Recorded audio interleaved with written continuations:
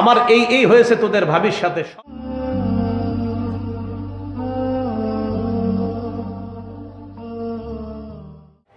নিজে বিয়ে করছে, বিয়ে করার পর নিজের বউয়ের যত কথা আছে বন্ধুদের সাথে বলে বেড়ায়। কার সাথে বলে বেড়ায়? বন্ধুদের সাথে। এক তো বিয়ের সময় নবীজি সাল্লাল্লাহু আলাইহি সাল্লাম বললেন, ইন্না আযমান নিকাহি বারাকা আইসারুহা মাউনা। ওই বিয়ে সবচেয়ে বরকতময় যেই বিয়েতে খরচ কম।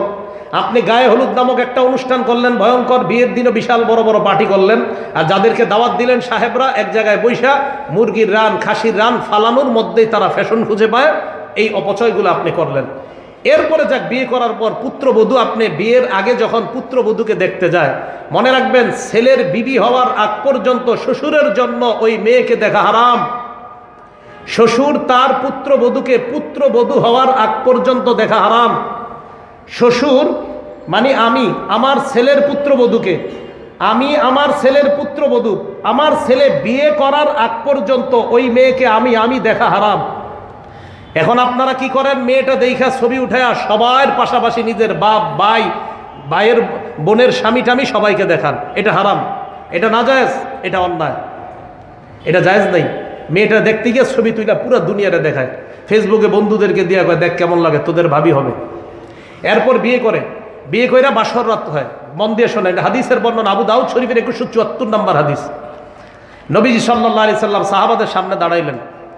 দাঁড়ানোর পর বললেন, এই সাহাবাদের মধ্যে যারা তোমরা পুরুষ আছো, ইজা আতা ইমরাআ আগলাকা বাবা ওয়া আলকা আলাইহি সিতরা।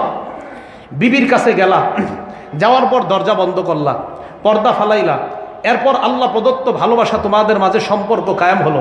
পরের দিন তুমি বন্ধুদের সাথে বসলা, বসার পর বললা ফাআলতু কাজা ওয়া কাজা, আমার এই হয়েছে তোদের ভাবির সাথে। সব বন্ধুকে বলে বেড়াইলা। তোমাদের মাঝে কি এরকম স্বভাব কারো আছে? সাহাবারা সবাই চুপ। নারীদেরকে বললেন, তোমাদের মাঝে এই স্বভাব কাদের আছে? যারা তাদের বান্ধবীদের কাছে তোমাদের স্বামীর সাথে যা হয় এগুলো বলে বেড়াও। সব নারীরা চুপ। এক নারী সাহস করে দাঁড়িয়ে গেল, দাঁড়িয়ে বললেন, ইয়া রাসূলুল্লাহ, ইন্নাহুম লা ইয়াতাহাদ্দাসুনা ওয়া ইন্নাহুন্না লা ইয়াতাহাদ্দাসনা। পুরুষদের মাঝে কেউ কেউ এই অপরাধটা করে, নারীদের মাঝেও এই অপরাধটা কেউ কেউ করে ইয়া রাসূলুল্লাহ। নবীজি বললেন, তাই নাকি? কয় হ্যাঁ।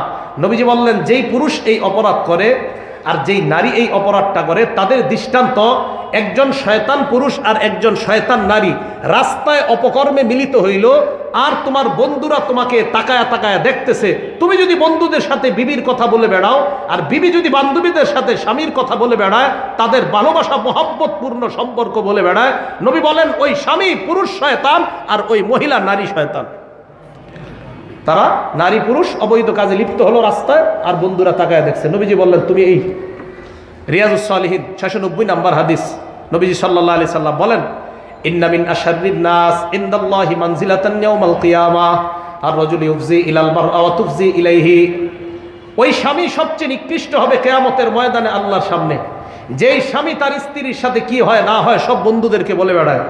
ওই স্ত্রী সবচেয়ে নিকৃষ্ট মহিলা হবে আল্লাহর কাছে কিয়ামতের মাঠে, যে তার বান্ধবীদের কাছে সব বলে বেড়ায় স্বামীর সাথে কি হয় না হয়। এই অপরাধগুলো থেকে আল্লাহ আমাদের সমাজকে বেঁচে থাকার তৌফিক দান করেন।